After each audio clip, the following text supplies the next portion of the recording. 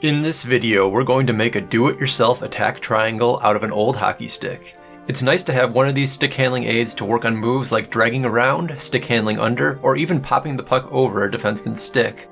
But it's not so nice to spend a lot of money on one. Luckily, a lot of hockey players already have everything they need to create one at home. The only things you'll need are an old stick, check your local rink for broken ones, some hockey tape, and a saw.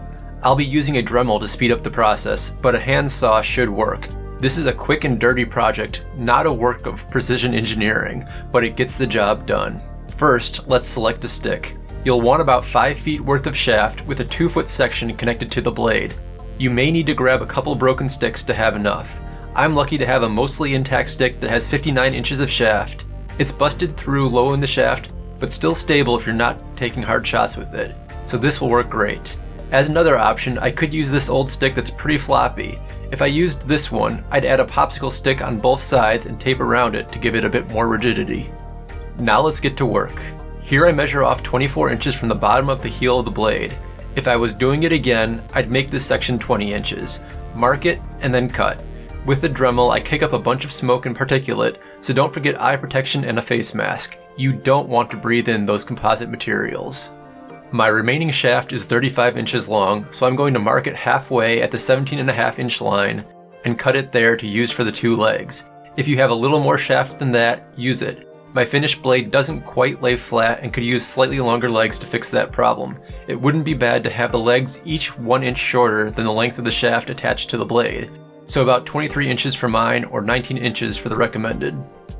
Now we need to attach the legs to the stick. On the top of the blade portion, mark off a spot slightly narrower than the depth of the shaft.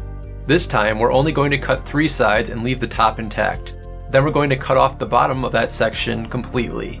I actually cut one side and the bottom, then cut out the bottom section and finished off the final side. It should be okay either way.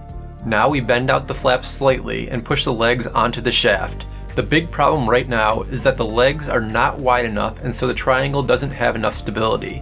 So what we're going to do is take the end cap from the stick and slide it between the 2 legs. If you don't have the end cap, you can use a small piece of scrap wood in a wedge shape. Finally, we tape it together, making sure to secure the end cap in position with the tape and cover any jagged ends. Then press it smooth and you've got a complete product.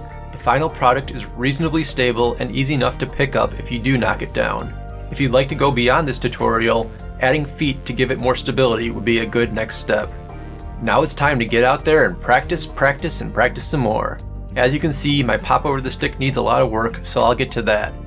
I hope you found this quick project useful and you'll come back for more hockey training, tips, and strategy at Hockey IL.